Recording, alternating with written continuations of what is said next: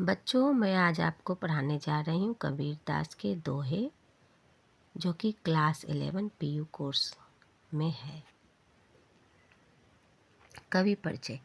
संत काव्यधारा के सर्वाधिक प्रतिभाशाली एवं भक्तिकालीन निर्गुण भक्ति के प्रवर्तक कबीर दास का जन्म काशी में सन 1399 में हुआ।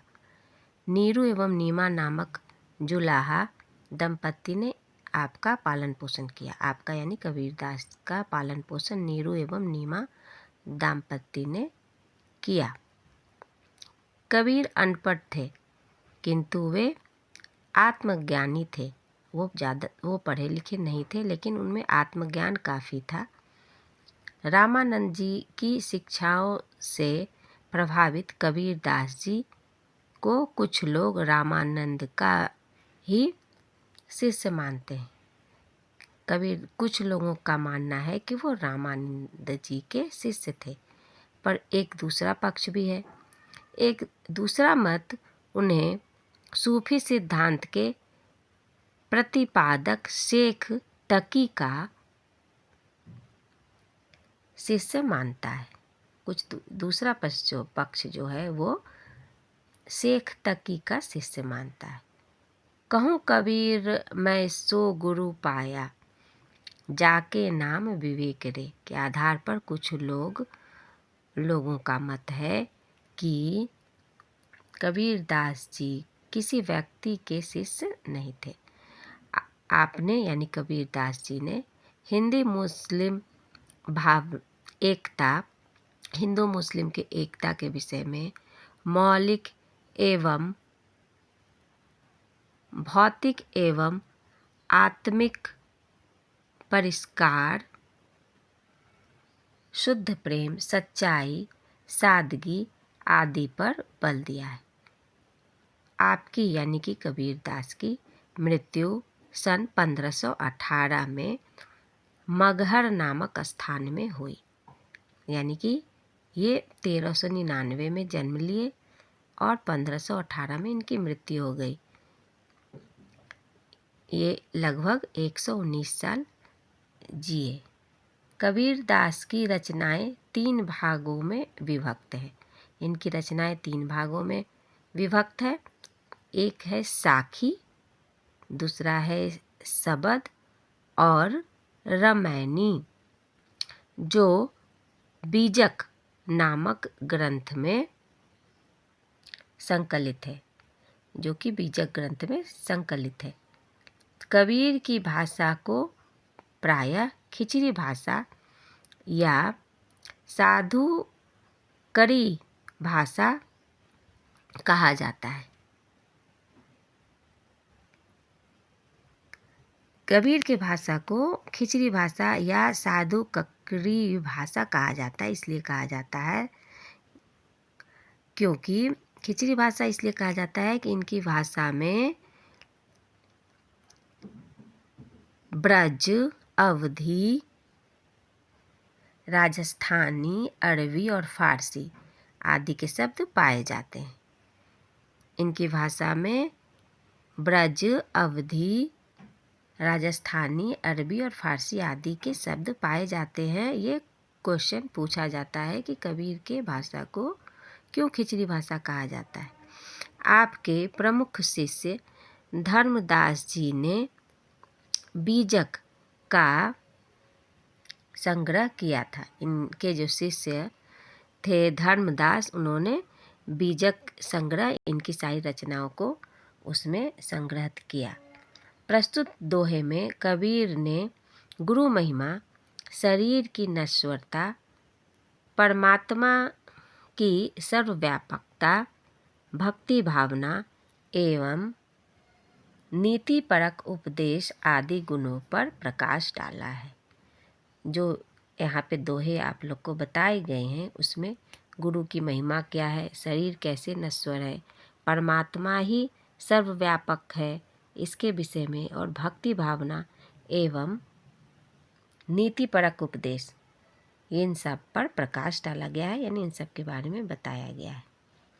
सद्गुरु के प्रताप ते मिटी गया सब दुख दर्द, कह कबीर दुविधा मिटी, गुरु मिलिया रामानंद। कबीर दास कहते हैं सदगुरु यानी अच्छे गुरु के प्रताप से, अच्छे गुरु के प्रताप से तय मिटी गया सब दुख दर्द। तो अच्छे गुरु के प्रताप से हमारे सारे दुख दर्द मिट गए। कह कबीर दुविधा मिटी, जितनी भी दुविधा थी वो सारी मिट गई। गुरु मिलिया रामानंद, जो हमारे गुरु रामानंद हमें मिल गए। गुरु गोविंद दोऊ खड़े, काके लागू पाए। बलिहारी गुरु आपके, जिन गोविंद देव बताए। कबीर दास जी कहते हैं कि एक जगह गुरु खड़े हैं और गोविंद यानी कि भगवान भी खड़े हैं। गुरु भी खड़े हैं और गोविंद यानी कि भगवान भी खड़े हैं।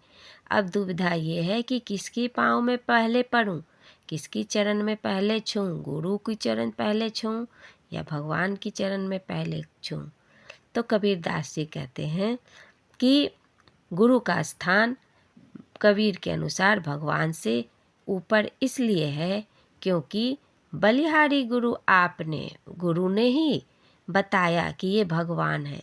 नहीं तो इंसान कैसे जानता कि भगवान कौन है। भगवान के बारे में तो गुरु ने ही बताया, इसलिए पहले गुरु के पांव छूना चाहिए। क्यों?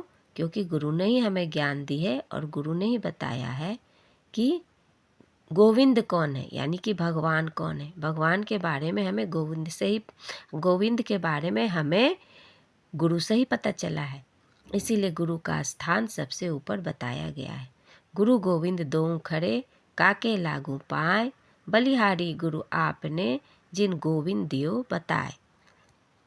तो गुरु ने ही गोविंद के बारे में बताया है, इसलिए गुरु का स्थान सर्वश्रेष्ठ है।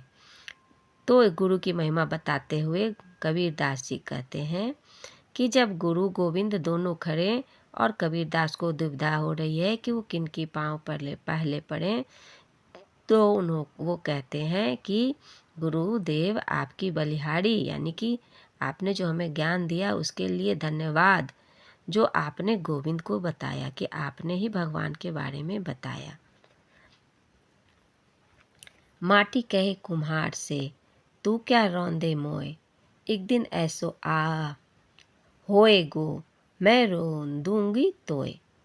माटी कह रहा है कुम्हार से। कुम्हार अपना कोई भी बर्तन बनाने से पहले माटी को रौंदता है, माटी को कुचलता है, अपने पैरों से उसको सॉफ्ट करता है। जिस तरीके से रोटी बनाने से पहले माताएं अपनी आटों को गूंथती हैं, उस तरह कुम्हार जो है बर्तन बनाने से पहले मिट्टी को पानी डाल के बहुत पैरों से उसको बहुत रौंद के उसको चिकना बनाता है, तभी वह अलग अलग शेप का बर्तन बना पाता है। तो कुम्हार के इस मूर्खता पे वो कबीर दास जी कहते हैं कि इसमें दो अर्थ है, एक तो शाब्दिक अर्थ है, एक इसका भावार्थ है, यानी भावना वाली अर्थ है कि माटी कहे कुम्हार से, माटी कह रहा है कुम्हार से कि ये तुम मुझे क्या रौंद रहे हो, तुम रौंद के मुझे अलग अलग शेप के बर्तन बनाओगे। एक दिन ऐसे आओ होएगो, एक दिन ऐसा भी आएगा मैं रौंदूंगी तो, कि मैं तुम्हें रौंदूंगी। इसका मतलब ये हुआ कि एक दिन ऐसा आएगा, क्योंकि इसमें दोहरा अर्थ ये है कि ये जो शरीर है मानव का वो नश्वर है, सबको एक दिन मर जाना है और मरने के बाद मिट्टी में ही मिलना है। तो वो कबीर दास जी कहते हैं कि आज तुम मुझे रौंद रहे हो, एक दिन ऐसा आएगा जब ये नश्वर शरीर तुम्हारा चला जाएगा तो तुम इसी मिट्टी में समा जाओगे। सो उस अर्थ में वो कहते हैं माटी कहे कुम्हार से, तू क्या रौंदे मोए। एक दिन ऐसो होएगो, मैं रौंदूंगी तोए। एक दिन ऐसा भी आएगा जब मैं तुम्हें रौंदूंगी। निंदक नियरे राखिए, आंगन कुटी छवाए। बिन पानी साबुन बिना, निर्मल करे सुभाए। कबीर दास जी कहते हैं कि हमें अपने निंदक को यानी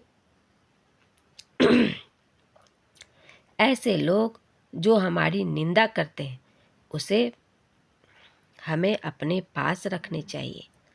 आंगन कुटी छवाएं, संभव हो तो आंगन में कुटी छवा के ही रख लो, यानी हमें अपने पास निंदक से दूर नहीं भागना चाहिए, अपने पास ही उसे रखना चाहिए। क्यों भाई?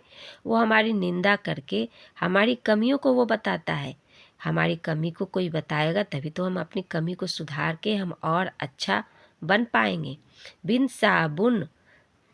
बिन पानी साबुन बिना निर्मल करे सुभाए। बिना पानी और बिना साबुन के ही हमारे स्वभाव को वो साफ कर देता है, हमारे स्वभाव को वो निर्मल कर देता है। निर्मल कर देता है यानी साफ कर देता है। बिना साबुन और पानी के ही वो मेरे स्वभाव को साफ कर देता है।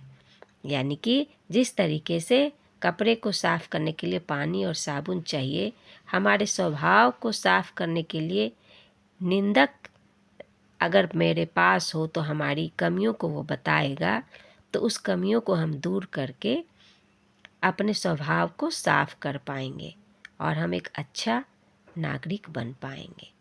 कस्तूरी कुंडल बसे मृग ढूंढे बन माही, ऐसे घटी घटी राम है दुनिया देखे नाही। मृग के कुंडली में कस्तूरी कुंडली बसे, कुंडली यानी कि नाभि, मृग के नाभि में ही कस्तूरी रहती है। कस्तूरी एक सुगंधित पदार्थ है जो कि मृग के नाभि में रहता है। उससे बहुत अच्छी खुशबू आती है और सेंट भी बनाया जाता है। तो उससे जो खुशबू उसके नाभि में से जो आती है, तो मृग परेशान होकर पूरे वन में दौड़ दौड़ के उसे ढूंढता है। तो कबीरदास जी कहते हैं, कस्तूरी कुंडली बसे मृग ढूंढे बन माही। कस्तूरी जो है वो मृग के कुंडली यानी कि नाभि में ही बसता है, लेकिन मृग जो है पूरे वन में दौड़ दौड़ कर उसे ढूंढता है। ऐसे घटी घटी राम है दुनिया देखे नाई। उसी तरीके से हर जगह राम है, हर मनुष्य में राम है, हर जगह राम है, कण कण में राम है, लेकिन दुनिया जो है उसे देख नहीं पाती और सब जगह वो ढूंढती रहती है। बहुत दिनन की जोवती बाट तुम्हारी राम, जिब तरसै तुझ मिलन को मनी नाही विश्राम। बहुत दिनों से मैं आपकी बाट जो रही हूँ, यानी कि बहुत दिनन की जोवती, मैंने बहुत दिन से आपको, जोवती मतलब इंतज़ार करना, इंतज़ार कर रही हूँ बहुत दिनों से। बहुत दिनन, दिनन मतलब दिन, बहुत दिनों की जोवती, बहुत दिनों से मैं आपकी बाट यानी इंतजार, बाट इंतजार यानी कि बहुत दिनन की जोवती, बहुत दिनों से मैं आपकी इंतज़ार कर रही हूँ तुम्हारी राम। जीव तरसे तुझ मिलन को, मेरा जीव तुमसे मिलने को तरस रहा है। मनी नहीं विश्राम, मन में विश्राम नहीं है। जहाँ दया तहाँ धर्म है, जहाँ लोभ तहाँ पाप, जहाँ क्रोध तहाँ काल है, जहाँ क्षमा तहाँ आप। कबीरदास जी कहते हैं, जहाँ दया है वहीं धर्म है, और जहाँ पे लोभ है वहाँ पे पाप है। जहाँ क्रोध तहाँ काल है, जहाँ पे क्रोध है वहाँ काल है। काल है जहाँ यानी कि मृत्यु के समान है, जहाँ पे क्रोध है। जैसे कि कहते हैं कि काल ने खा गया उसे, तो मृत्यु के समान कष्ट है जहाँ क्रोध है। वो क्रोध से इंसान कुछ भी गलत काम कर सकता है। क्रोध में इंसान कुछ भी गलत कर लेता है, तो वहाँ पे काल का वास हो जाता है। जहाँ पे दया है वहाँ पे धर्म है, जहाँ पे लोभ है वहाँ पे पाप है, और जहाँ पे क्रोध है वहाँ पे काल है। जहाँ क्षमा तहाँ आप, और लेकिन जहाँ पे क्षमा है वहीं पे आप हैं भगवान। यानी कि व्यक्ति में क्षमा करने की आदत होनी चाहिए। कोई कुछ गलत करे उसे आप क्षमा करो, क्षमा करेंगे, जहाँ पे क्षमा है वहीं पे भगवान का वास होता है। काल करे सो आज कर, आज करे सो अब, पल में प्रलय होएगा, बहुरी करेगा कब। कबीरदास जी कहते हैं, जो काम आप कल करना चाहते हैं उसे आज ही समाप्त कर लेना चाहिए, और जो काम आज समाप्त करना चाहते हैं उसे अब समाप्त कर देना चाहिए, अभी ही समाप्त कर देना चाहिए। पल में प्रलय होएगा, क्योंकि कब बुरा समय आ जाए यानी कि प्रलय हो जाए, खराब समय आ जाए, कौन देखाया है। तो इससे अच्छा है कल का काम आज कर लो, आज का काम अभी कर लो। पल में प्रलय होएगा, बहुरी करेगा कब। तो विस्तार कब करोगे अपने जीवन का, आगे कब बढ़ोगे जीवन में। बहुरी करने का टाइम कब है, नहीं है समय। जो कल का काम है आज ही समाप्त किया जाए और आज का जो काम है वो अभी समाप्त किया जाए। दुख में सुमरन सब करे, सुख में करे न कोई। जो सुख में सुमरन करे तो दुख काहे होए। कबीरदास जी कहते हैं दुख में तो सभी भगवान को याद करते हैं, सुख में कोई नहीं याद करता। जो सुख में सुमिरन करेगा उसे दुख क्यों होगा, उसे दुख कभी होगा ही नहीं। क्योंकि दुख में भगवान, जब किसी इंसान पे दुख पड़ता है तो सब लोग भगवान को याद करते हैं। दुख में सुमिरन सब करे, सुख में करे न कोई। सुख जब आती है तो सब भगवान को भूल जाते हैं। जो सुख में सुमिरन करे, अगर सुख में ही भगवान को याद कर लोगे तो भगवान तुम पे दुख आने ही नहीं देंगे। तो दुख काहे होए। जाति ने पूछो साधु की, पूछ लीजियो ज्ञान। मोल करो तलवार का, पड़ा रहने दो मयान। जाति कभी भी साधु की नहीं पूछनी चाहिए। साधु यानी कि ज्ञानी जन, जिनके पास ज्ञान है उनकी जाति नहीं पूछनी चाहिए। जाति ने पूछो साधु की, पूछ लीजियो ज्ञान। उनको कितना ज्ञान है ये आप देख लो, उसकी जाति मत पूछो। जाति ने पूछो साधु की, पूछ लीजियो ज्ञान। उनके पास कितना ज्ञान है ये आप देख लें। इससे आप अंदाज़ा लगाएं कि वो कितनी ज्ञानी है, वो पुरुष कितना, ये स्त्री कितनी ज्ञानी है। जाति न पूछो साधु की, पूछ लीजियो ज्ञान।